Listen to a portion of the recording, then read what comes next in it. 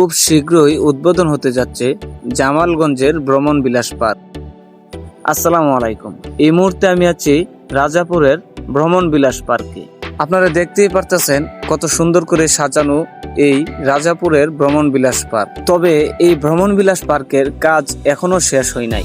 আজকে আমার এখানে আসার উদ্দেশ্য হচ্ছে এই পার্কের সুন্দর করে একটা ভিডিও আপনাদের মাঝে উপস্থাপন করার জন্য। স্থানীয়দের পাশাপাশি দূর দূরান্ত থেকে আসা মানুষদের জন্য আমার আজকের এই ভিডিওটি। আশা করছি আমার পাশে থেকে সম্পূর্ণ ভিডিওটি উপভোগ করুন।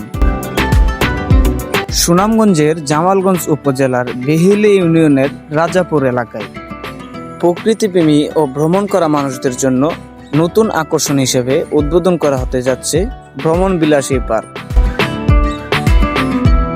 আপনাদের সুপরিচিত রাজাপুর ব্রিজের সংলগ্ন মনোরম এই পরিবেশে নির্মিত এই পার্কটি খুব শীঘ্রই আনুষ্ঠানিকভাবে উদ্বোধন করা হবে বলে জানা গেছে।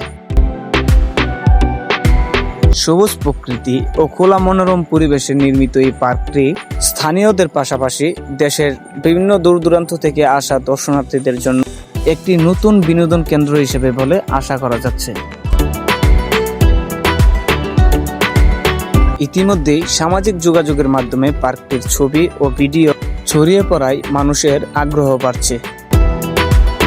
স্থানীয়রা মনে করছে ভ্রমণ বিলাসী পার্কটি চালু হলে জামালগঞ্জের পর্যটনের সম্ভাবনা আরো উজ্জ্বল হবে।